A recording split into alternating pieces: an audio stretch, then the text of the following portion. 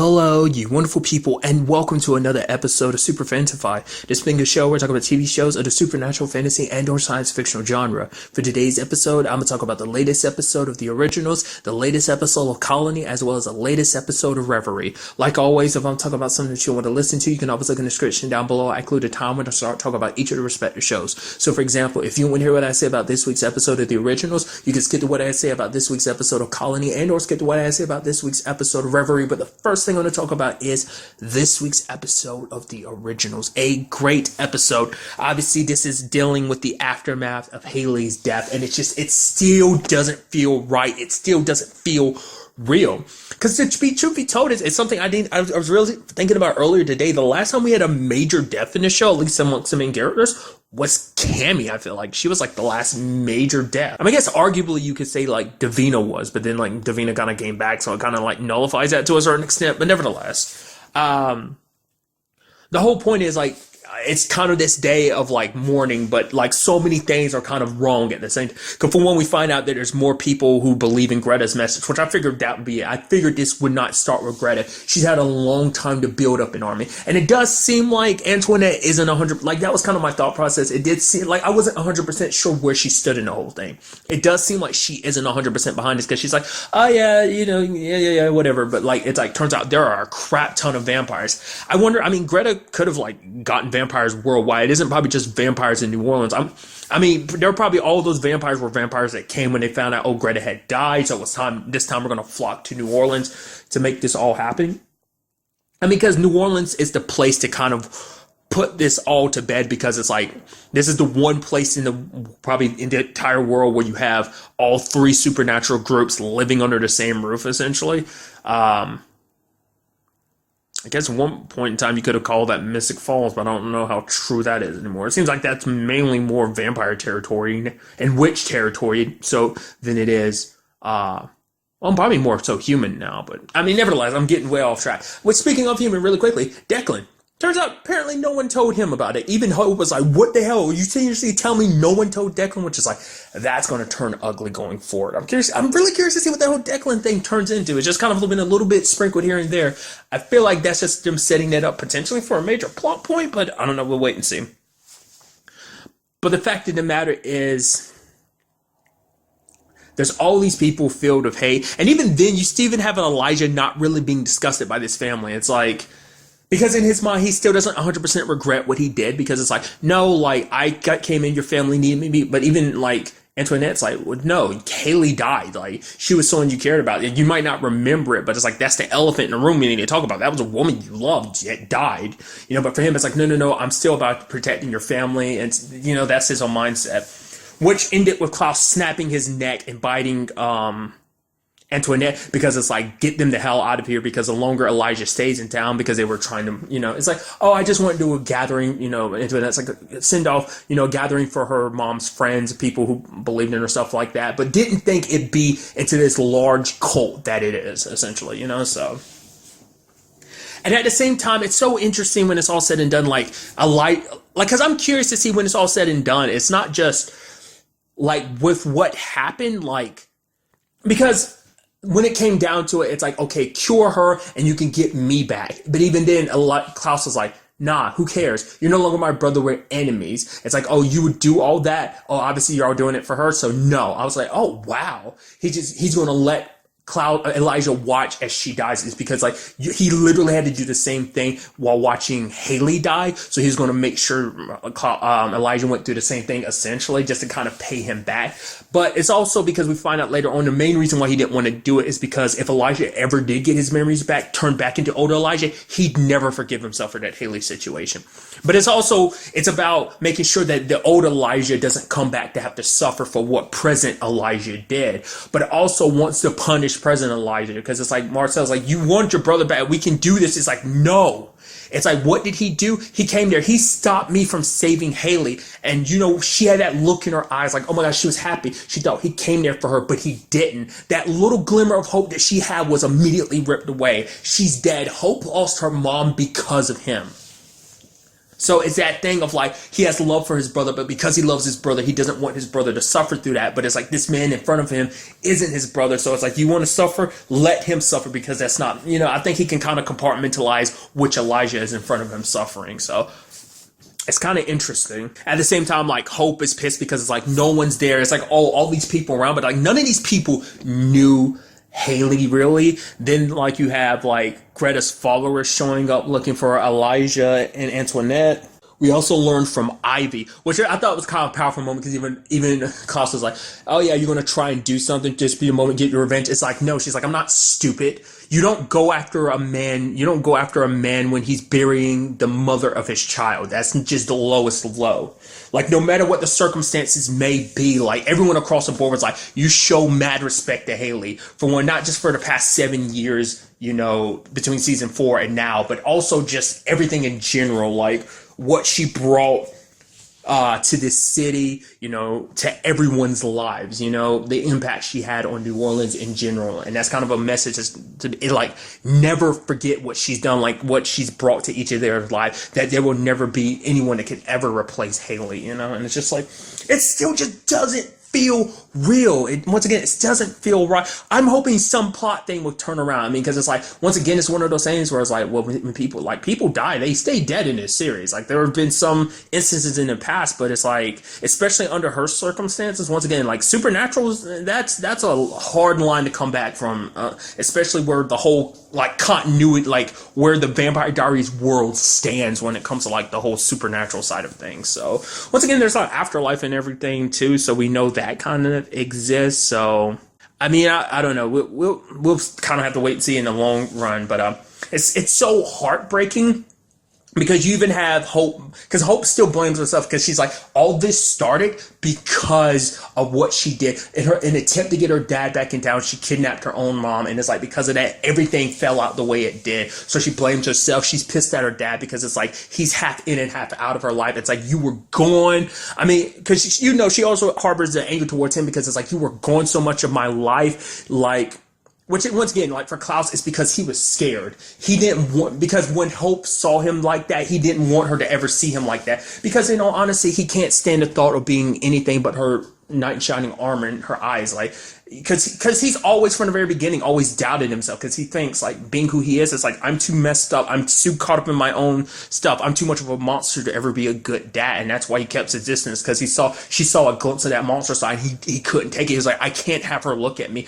because legitimately he's afraid of her being like, oh my god, you're a monster, I'm scared of you, dad. And he would never, like, the way he wants to rule over, have other people fear him. I mean, that's, like I said, that's more of a substitute for the fact is that he doesn't believe people could ever love him. It kind of flows with Hope too. He thinks, like, he's afraid he makes one mistake, she'll never love him again, that he'll lose her love is the one thing that he cares about most in this world. So, but for Hope, it's like, I'd rather die right now, because it's like, I can't keep living on like this, because she feels so alone, because she's like, and that, because that's the sad thing, even under these circumstances, she can't have her dad, because her and her dad can never be reunited again, because the more time they come on, like, the more time they spend together, more biblical stuff happens. Apparently, it's been prophesied a long time ago that basically what's going to happen with them will be what wipes out all supernatural groups, and it will be the end all be all for all, and it will end. The final step is death of the firstborns,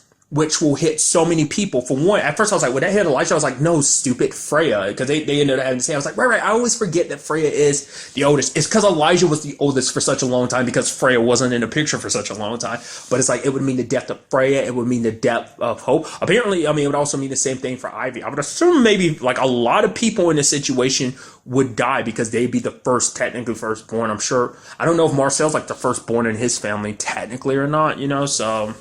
but with that much on like weight, like Klaus knows, like, no, I can never be around Hope again. I can't do this to her. Like, her life is too important, And even that thing he said to Haley was so sweet, where it's kind of like he doesn't know what to do without her. It's like, you would be the one here to be able to tell me what to do, but you're gone. And he blames, because he's like, I should have protected you. Like, I wanted to be there for you and Hope. But like I said, he was just too scared. And like I said, it's a shame, because she doesn't have her mom, and her family in general is in disarray. She can't be around her dad because of all of this. And it's just kind of like a lose-lose situation all around. And it's just the most disheartening thing.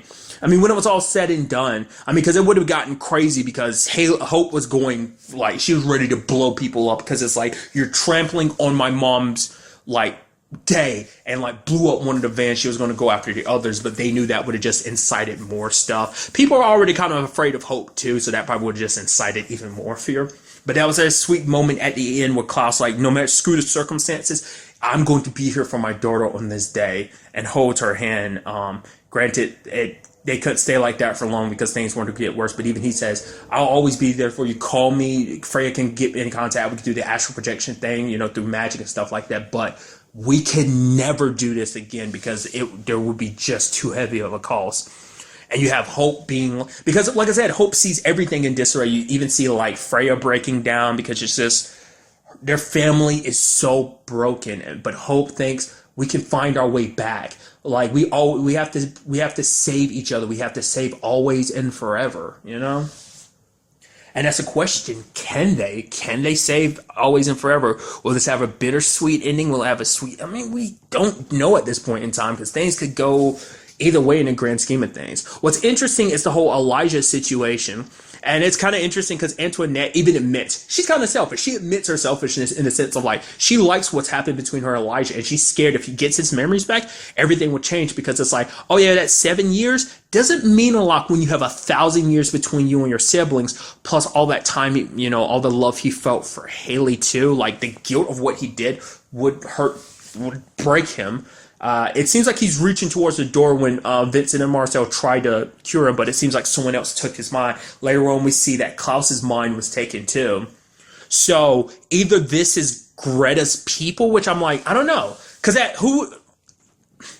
in the grand scheme of things, in my mind, I'm like, it kind of would make sense for them to do this because for them, it's like, oh, we're wiping out all the riffraff. In their minds, it's probably like they could use the Michelson family as a means of, well, it might be a situation that they might try to think like, oh, we could use the Michelson family as an atomic bomb. That or someone else is at play here. I think it's more so Greta's people. They're such fanatics that they're willing to do whatever it takes. They might even be willing to sacrifice themselves if it means wiping out all, like, the werewolves here in New Orleans and also ensuring that the Michelson family stays dead, in particular Klaus, because it's kind of hard to keep that sucker down, but also making sure Hope dies. Like, with all of that, they could probably, they're probably willing to sacrifice themselves. Potentially, I don't know. It'll be interesting to see if that turns out to be the case or someone else. Because it's like, at what point in time, I mean, not unless that's something Greta set up well in advance. I mean, she's been planning her revenge for a very, very long time. So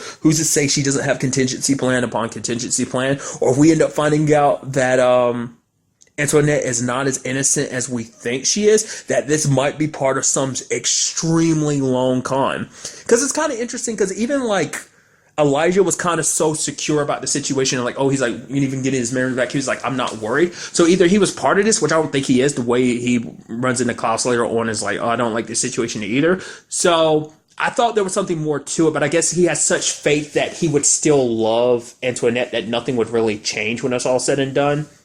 So that was probably his original mindset. So maybe that was what gave him the confidence he needed to be like, oh, I'm not worried about this thing, but who knows? But at the end, we see that they are both trapped in some space together. And I wonder, does that still count? I mean, they're not technically in their bodies. They're just in their minds. But the thing is, if you have their bodies, all you have to do is still get them close enough. All you have to do is keep Klaus in relatively closeness. So they're both kind of out of the pictures. They're locked in this space.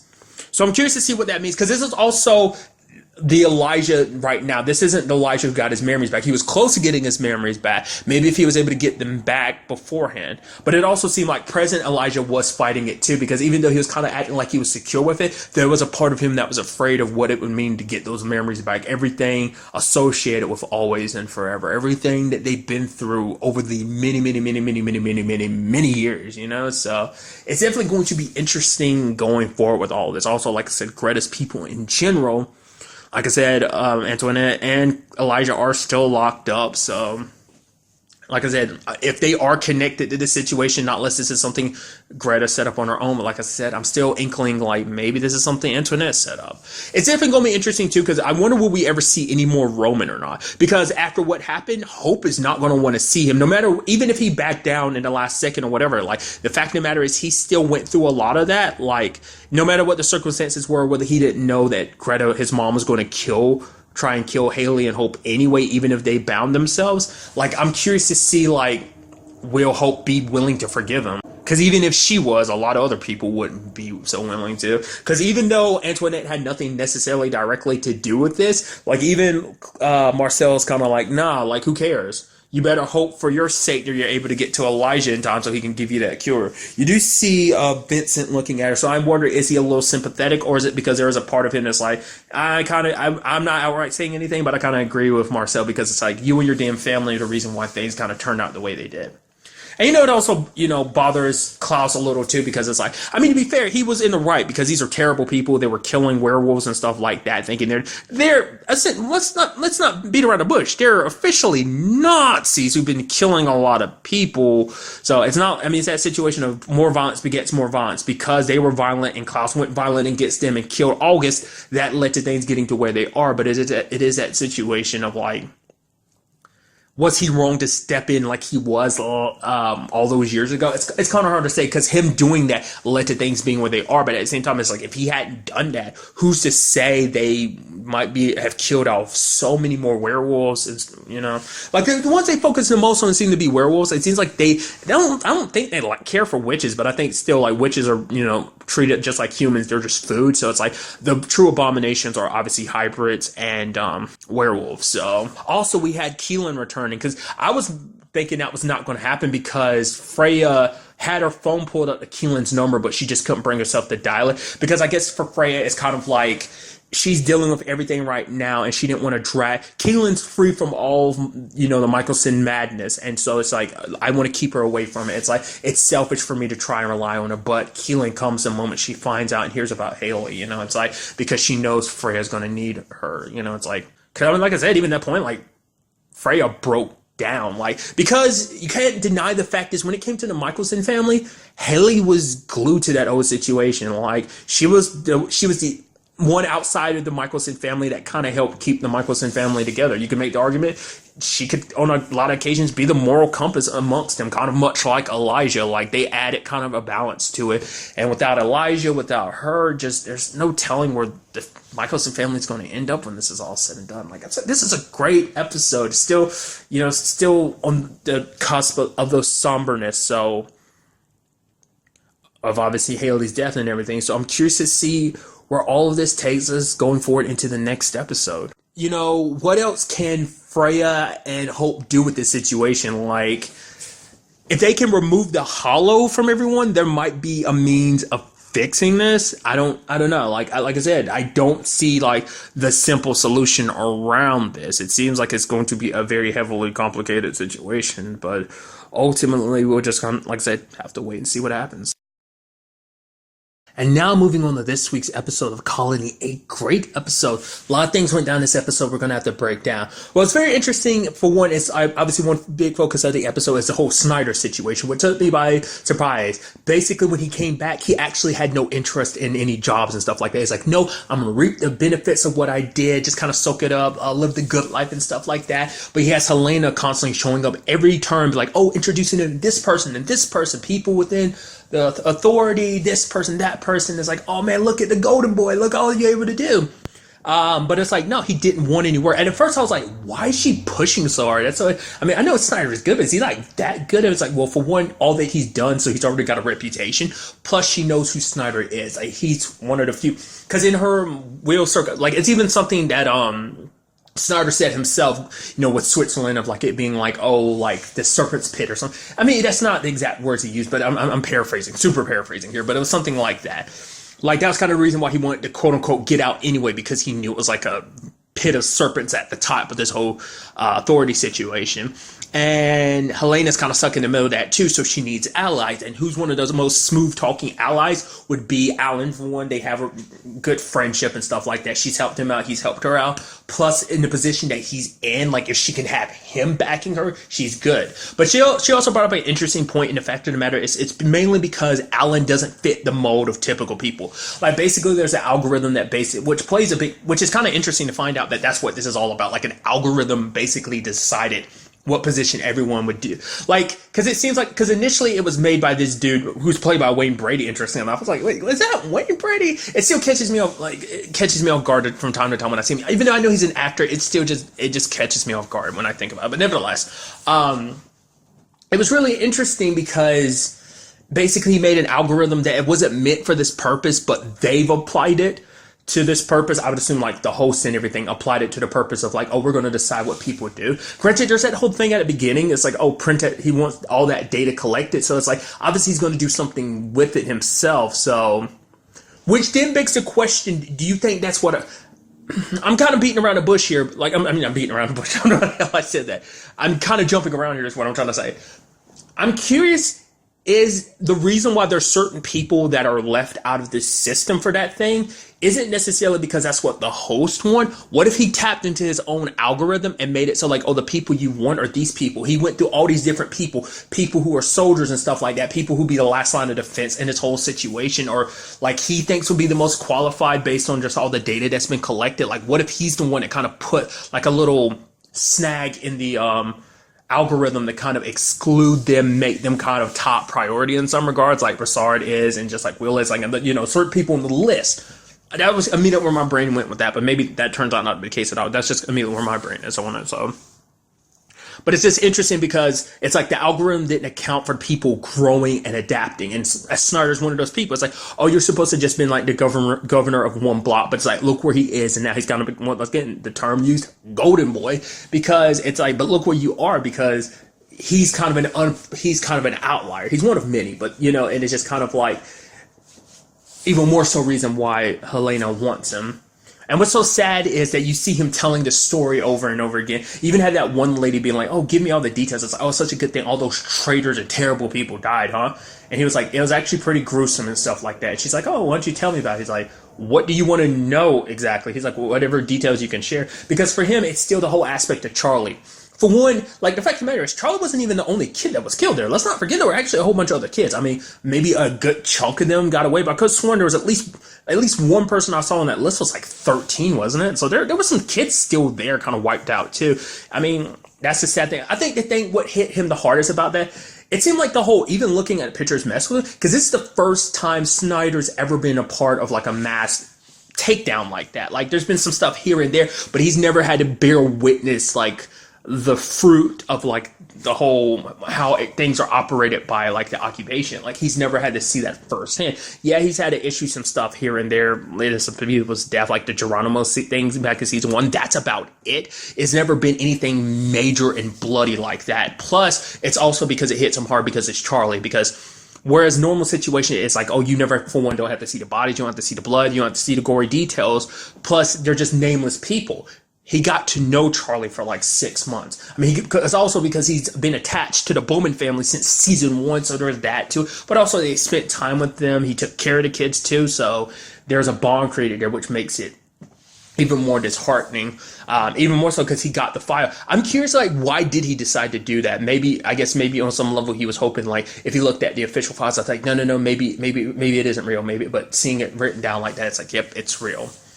And so he does ultimately decide to kind of come back into work. Obviously, he comes back in swinging because basically Helena wants to do a rendition because basically the whole labor force is kind of weakened, which is kind of interesting too, like, because we end up finding out that basically it was supposed to be years, if not decades, that the Raps would have before their adversaries catch up with them. But it's now down to maybe a few months, which begs the question, why the increased timetable? What? Is it just because they're that far behind?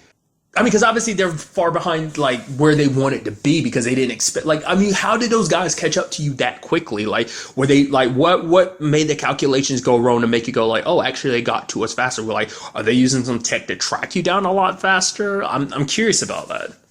because obviously there was the one that we saw, but I guess that was more like a scouting situation. But that scout was kind of taken out, so maybe they haven't quite pinpointed exactly where they are. Maybe they have like a super rough estimate of like, oh, they're in this general direction of space, but we don't know where exactly coordinates wise. That thing was a scouter, and it ended up tracking them down, but luckily it was shot down. So, but what was kind of interesting is like now they want to do rendition to kind of build back up that labor force, and to do it, they need two particular blocks. Snyder has experience with them, so it's like Helena's like, oh, go for it. And what does he do? Trying to do in the silver tongue thing of his doesn't necessarily work out. So what he does what he does best, manipulate people. He's like, oh yeah, these two governors, yeah. These proxies, actually, yeah, they're traitors. I heard about it from the camp. I was like, is that real? I was like, no, that's bullshit, isn't it? Turns out, 100% bullshit. I was like, wow. Even Helena's like, what the hell are you doing? But for him, it's like, no more like soft punches. You want to kind of swim in this like tank full of sharks. You can't just be punching. You can't just doing soft blows when you need someone to kind of not what he says, but essentially go for the jugular with these type of things. And she asked like, why? Because like I said, every time she would say something, he's like, no, I'm not coming back. I'm not coming back. Like, was it just because he had his feel of everything that he was deciding not to come back? Or it's like, I put my life in danger and no, I'm gonna sit back. I put myself in a great position. It's hard to say like where Snyder stands. Because for him, it's like, I'm not going to sit around and wait for the voices to, get drowned out by all the voices, all those people that died, that guilt essentially. So my question going forward is this some lone con for him to kind of get closer, to rise through the ranks so that he can make things different because of that, because he does feel guilty and wants to try and make things better, try to do something good rather than just kind of being slimy? Because it is something even a lady said, it's like, oh yeah, how does it feel knowing all those deaths were on you? And she was so excited about what she says. Like, you would think someone feel, you'd be like a little more tactful about it, but I guess it's like, oh no, obviously Snyder, you feel great about all those people that died because they were traitors, they were terrible people, they were going to cause problems anyway. So I'm curious to see in the long run what Snyder's whole deal ends up being. So we had that side of things in the episode. The other side of things, we have focus on the Bowman family, and it's almost like this apocalypse feel to this episode, and when it comes to their side of the story, because I feel like it's never gotten to that extent necessarily, like a little bit like that with Brossard's side of the story this season, but like the show has never been like that. But the fact is that they're wandering, no real allies to call their own, kind of on their own and stuff like that. And I think it's such a nice detail that if you pay attention, over the course of everything that happens, it only comes up in conversation one time about the whole Charlie situation. Obviously, you're not going to want to talk about it in general, but there's like one time at the end, and that's when Katie's like, we need you. You and Gracie are the only ones we have left. That's the only reference we get in this episode to what happened to Charlie. Like, because obviously, like, it's a hard thing to deal with, so nobody wants to bring up the conversation. Bram's not talking about it. Gracie's not talking about it. I mean, to be fair, we don't know how long has passed between this episode and last episode. I mean, maybe it's been a couple of days. I would make the argument it has to have at least been a couple of days. I mean, sure, like, it might even be a week or so. Like, a good chunk of time has passed by, subsequently since. So we don't know what kind of conversations happened right after they escaped and everything. Being sick because her wound is infected and it's getting septic. So it's kind of like, what do we do? There's a flyers about Seattle, but then you have Will being like, no more colonies, which kind of feeds into the whole like, apocalypse situation of like, no, avoid people. People are terrible in a situation, because he's not willing to do that again. For one, what they went through season 1 and season 2 with the whole colony situation, what did happen when they met up with another group of people? It led to their son dying. So obviously Will's not all valid. Katie's still kind of caught in her stress too, because even she's kind of like being like, oh, we're just tired, we have to rest. Like, even she wouldn't fully give an opinion in this situation, like, because even her and Will aren't directly even talking to each other necessarily. It's like, oh, this and that, like, oh, we should rest, okay, this, like, it's, it's almost coded distant, because in all honesty, it's probably the only way they can handle it. Like, they have to be strong because they still have their 2 kids left that they have to be there for, so. But there was this moment that kind of got me thinking, where we had Will when he had that gun and he was like fiddling with the one bullet. I was like, wait, you don't think he's going to do that, do you? And he started filling in more bullets. And then immediately my brain went, wait, we're not having like a Mist situation here. Well, The Mist, the movie version. If you're familiar with what I'm talking about referencing when I say that, yeah, I was like, are we about to have a moment like that? It's like, no, we weren't. But like, it's somewhere in the back of my mind, I was like, wait, is it desperate? Like, is he that like, you know, I mean, Will does kind of break down later on, but like, you had Katie make sure that Bram wasn't in the room because it's like I said, they have to keep up the strong front for their kids, and so he's just kind of like, he kind of breaks down a little bit. We only see a glimpse of it, but I can only assume maybe Katie did too. But what's almost like apocalypse level 2 is how far they were willing to go. They ended up stealing that car from that co. I mean, like I said, in that situation, I feel so bad because it's not like they're bad people necessarily, and it's not even like the people they were with were bad. It's like, oh, okay, we'll take your daughter, but we don't have any room for anyone else. Because he was like, okay, you can take her, but bring my wife along. It's like, you can leave your daughter, which is like your oldest daughter. We'll take care of her. We'll make sure she's okay. Which is like, well, to be fair, did you really think that'd be okay? It's like they literally just met you, some random people on the side of the road, no matter what your circumstances are, no matter your sick little girl. It's like they have their own family. I mean, I'm sure that's what affects Will too, because like they're just people trying to get by as well in this crazy world. But it's just like our daughter, they're in good enough condition. It's not like Will took off with everything. It's like, take your stuff. We don't want none of your supplies or anything. We just want to make sure our daughter lives. So that ended up being their biggest focus. So. There's even something that they made clear before they even got there was like, Bram needs to know going into this, like, it has to be kind of a unanimous thing of like, if we do this, that there's a good chance they'll know who exactly me and your mom are, and we might be taken out of the picture. Bram's like, well, hopefully they won't. It's like, no, we can't go into this being hopeful. And he's like, he understands, so. I didn't even talk about it either. Like, and it also kind of feeds into what I was bringing up earlier. Is the fact is those walkers didn't kill. Because I honestly thought initially that was a dream because Will woke up and was like, no. I thought what was going to happen is the families like Bram, Katie, and Gracie were going to get killed by the walkers, and then he'd wake up. And I thought it would feed into like, oh man, he already lost his son. I was also halfway expecting that to kind of be a thing for Snyder. It didn't pop up the way I thought it was, because I was thinking like, oh, when he looks in the mirror, he's going to see like, oh, Charlie's ghost or something like that. Like the ghost literally haunting him like that. But it turns out not to be the case. I mean, if that, I don't know. Because like I said, it's just interesting because it's like all the people that have probably been caught up in everything that Snyder's ever done. Just, I'm sure there'd be a lot of ghosts that would follow him, not just Charlie. But once again, it's just because of their personal relationship. But the point I was trying to make is I thought it'd be kind of more of a haunting thing. It just turned out not to be the case. And the whole Walkers thing ended up being real. It's like, oh, they're hurting us, so... Which obviously feeds more into the fact is like, oh, we know that Seattle, we know as the audience, and Broussard and Lawrence know. Once again, I'm calling her Lawrence. Like, I remember that was the name that she gave, but I was like, I don't know if that's still what we are officially calling her or not. Nevertheless, they know that the weapon is being built in Seattle, so that's definitely going to be interesting. That's why so many people are allocating there, the refugee camp and stuff like that. It's like, oh yeah, like refugees were taken in, yeah, it's all good. Because even Will himself said it. It's like, oh yeah, the occupation has always been good at their little propaganda game, spinning little tales that kind of make you think everything's okay, that things are kind of one way when in actuality they're another. Like I said, we as the audience know Seattle is not necessarily the place you necessarily want to be, because it's going to be the centerfold of what goes down because the weapon is being built there. That also means Seattle will be the place for one of the biggest labor force, because it's making up for the fact is that the factory on the moon is gone, which once again is kind of sad. I don't know if any of the people on the factory are alive, because let's not forget, like, Will's friend from season 1 was on a factory too. That was something like, we only ever got 2 scenes ever really related to the factory directly. I don't think it ever popped up in season 2. Maybe it did. I don't remember. I definitely remember it popping up in season 1, but I feel like there might have been something in season 2 about it, but I don't remember. And then at the end, there's the whole like Gracie's okay situation, but it's like, if anything happens to us, Bram, you have to take care of Gracie. It's like, obviously it sucks because, I mean, it's a sucky situation because Bram's not that old. Let's not forget, Bram's like, what, maybe 18 at this point in time? With a 6-month skip in between. Like, season 1 to season 2 wasn't a 6-month gap. It was like maybe like a few days, maybe. Season 2 to 3 obviously was like a 6-month gap. So like, how much time in between? Like, he was 17 at the beginning of the series, right? So he's like maybe 18 now, I would assume. And that's still a lot to handle. Like, you just lost your little brother. You might potentially lose your parents, and you have to be the one responsible for your little sister. Like, that's kind of like a hard lot to deal with, So... But, I mean, doesn't really have much of a choice in the matter.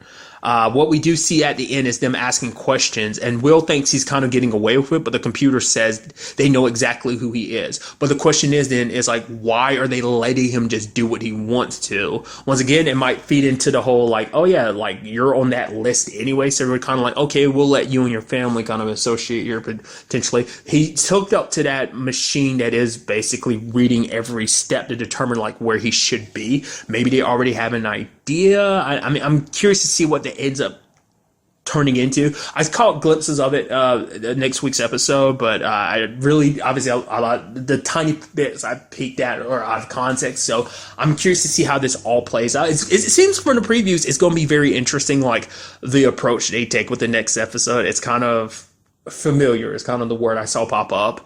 It's going to be very, very interesting to see where all this goes. Like I said, this was like a great episode, especially after just kind of like the bombshell that was like last week's episode with the whole Charlie situation. Just things kind of playing out the way they are. And really quickly, just kind of a little side note thing I recently found out. The actor who plays McGregor, played McGregor, same actor who plays the Saint of Killers, or AKA the Cowboy, on Preacher. Had no idea until I was Googling some stuff because like it's not important. But basically I was looking at a picture and I was like, wait, I saw him just as himself. I guess it's because for when he has long hair, most of the time he's wearing a hat. Plus he's got a like, his face is usually kind of like oily / dirty. So I don't know. It took me a while. I just surprised. It's just interesting. I was like, oh my God, oh, holy crap. Which is interesting too, because like, I was like, oh yeah, like, you know, the actress who plays Katie, you know, was on The Walking Dead, so just comic books, just interesting to me. And I know, I'm just rattling on off, but that was just, like I said, overall a great episode. I'm very interested to see what goes down in the next episode with all of this. And now moving on to this week's episode of Reverie, a great episode. In this episode, it deals with a lady named Rachel, who's kind of, and her Reverie is shaped more like a spy thriller kind of, which is interesting because this is kind of our first step realizing like, oh, Reverie isn't just based around your memories. It is kind of like a dream come true. So it's kind of like you can mold it to be whatever you want to, which is kind of interesting. And it also sets up a lot of stuff going forward. I mean, obviously it's going to be pertain to a lot of stuff, but it's going to be a situation of, I think we'll probably see vastly different situations because obviously compared to, was it Tony from the last episode? Is that his name? I'm kind of blanking on it.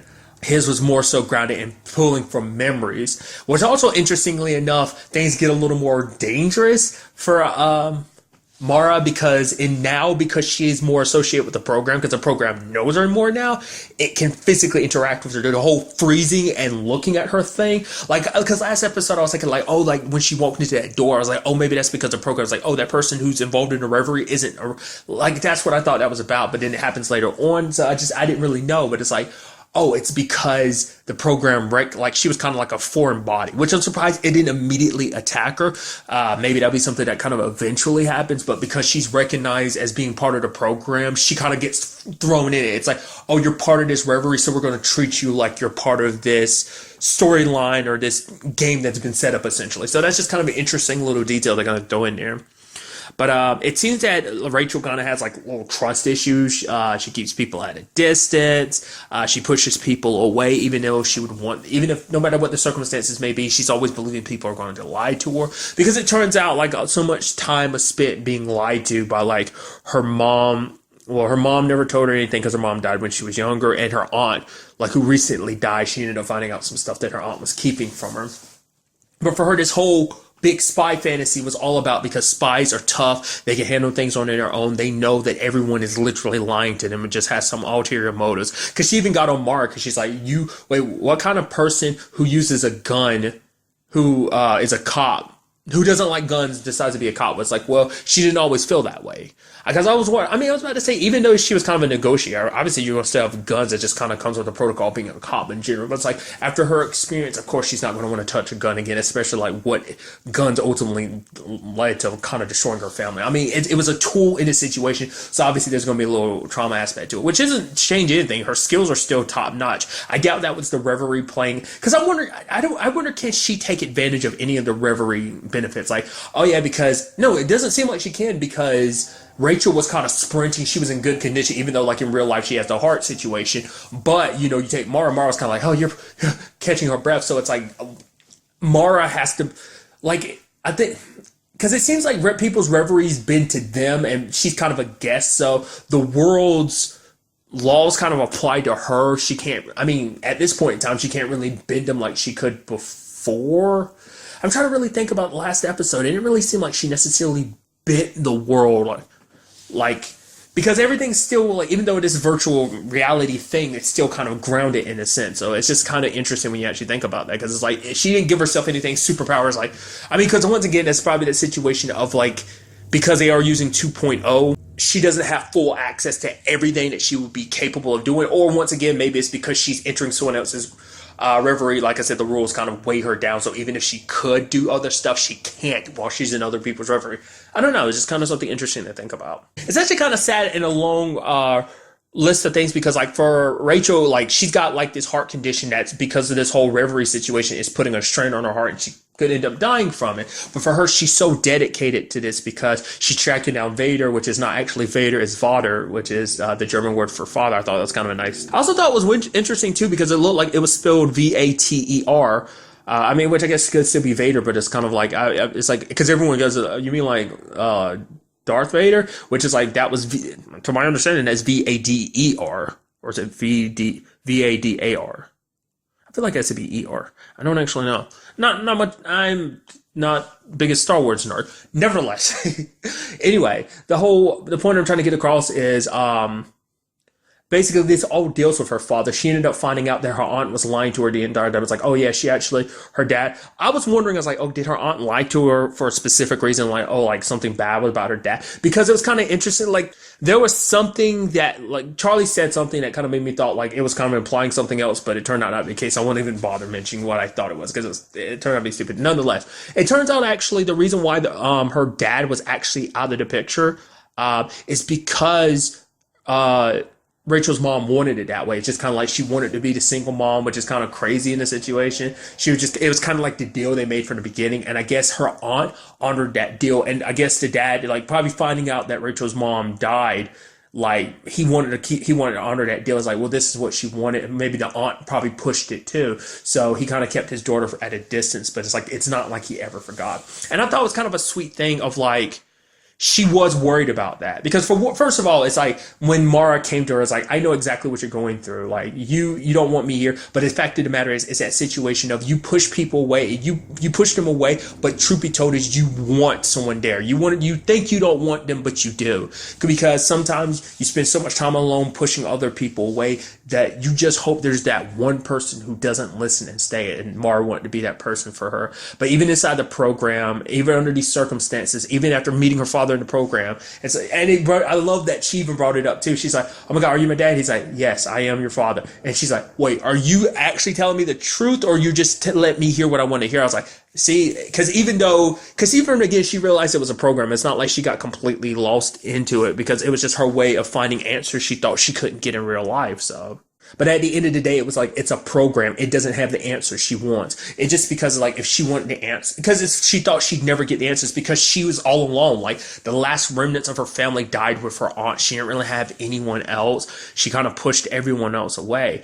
But, it has this sweet ending to it where it's like her dad is like, oh, I get to know you. It's like, my family left because they want to give us some space. But it's like, will you stay here? I'd like you to meet them. And so even through this all, she was able to get even more than she hoped for. At first, she was thinking, well, I know it would be probably much of a bother.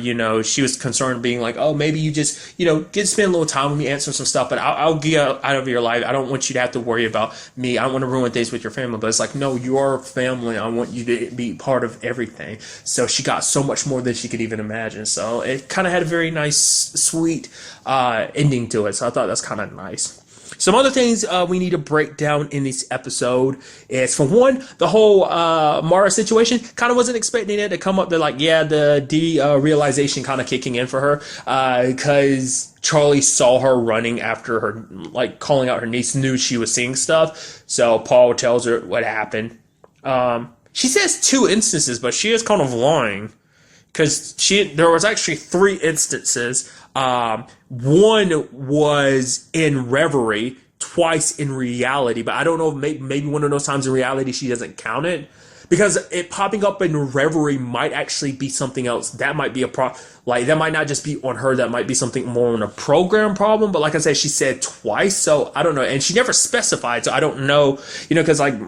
I don't know, it's not like she told all the details on that situation, but he gives her pills. Basically, there's simpler side effects because it hasn't been popping up frequently or for long periods of time. It can be dealt with. All she has to do is remove pictures of the person that's important, the said person, and it should eventually wear off. But you do see at the end of the episode, she stops taking the pills, which you can understand why, like especially after her circumstances, what went down with her family. Of course she's not going to take the pills, because for her, this is her only opportunity to see someone again that she hasn't seen, that she lost forever. So of course she's not going to like miss that chance. She's probably going to focus on stuff to try and make the effect happen potentially. She might even try and make it so that it end up manifesting itself as her sister too. But then again, part of me wonders, like obviously that's eventually going to take a toll on her, because obviously there's the whole derealization. Eventually it's going to start spanning to the point she probably can't distinguish between reality and what's literally the same thing. She's helping these people in Reverie fight. She's going to be fighting in real life, and that's probably just going to put a strain on her. Hell, who knows? Maybe even take on the form of Ray. Like her dreams will come true in reality. She'll keep them to some semblance, but then her nightmares with Ray kind of stepping back in, it might kind of force her to relive it all over again, which I feel like that's going to be a storyline element, whether that's going to be like some derealization stuff in reality or whether that's going to be something that pops up in Reverie, a similar circle. I don't know. We'll ultimately kind of have to wait and see.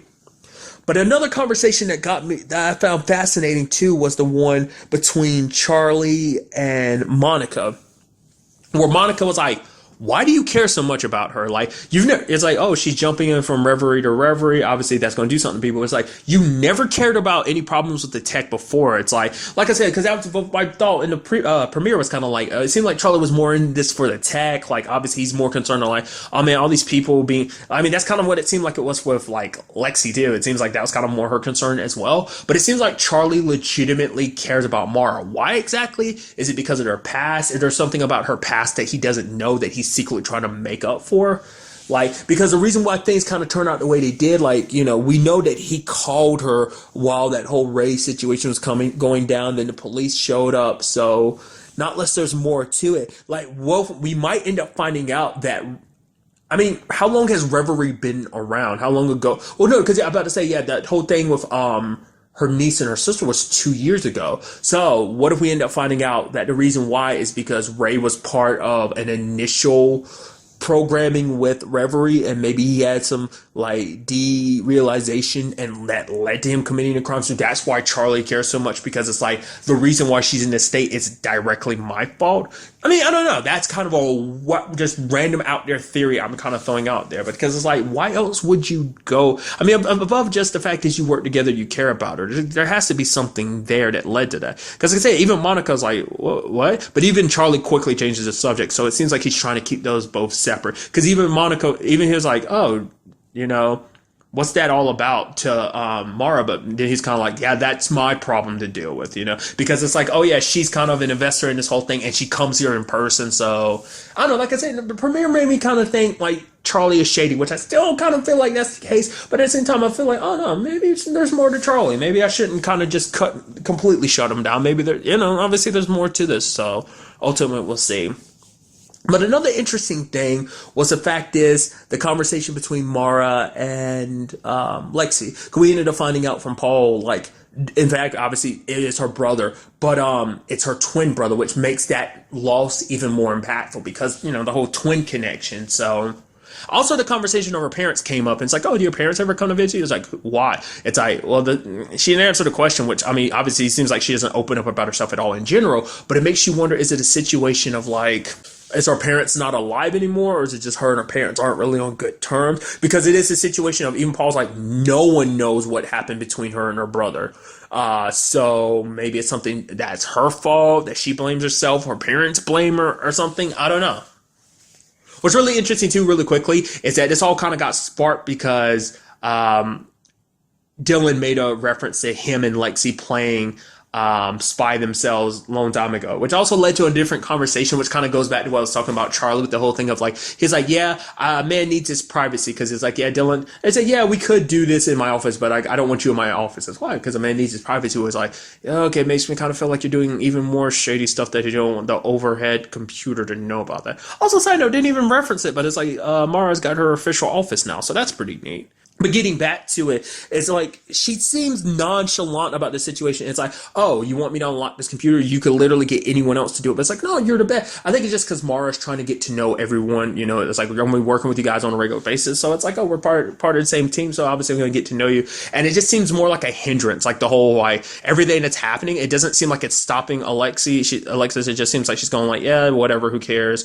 Like the fact of the matter is, it's this and that. I'm a genius. I've been working on something since she was basically like set. Well, not necessarily that she's been working on this project since 17, but like the fact of the matter is she was awarded a thing at 17 because she's a genius and whatnot. And so she's kind of like, oh yeah, yip-de-doo, you saved the lady, who cares? Like, can you leave me alone so I can get back to work now? Because this is like super important. It's like, the fact of the matter is this could potentially destroy everything that you've been kind of working on. You feel like you care a little bit more.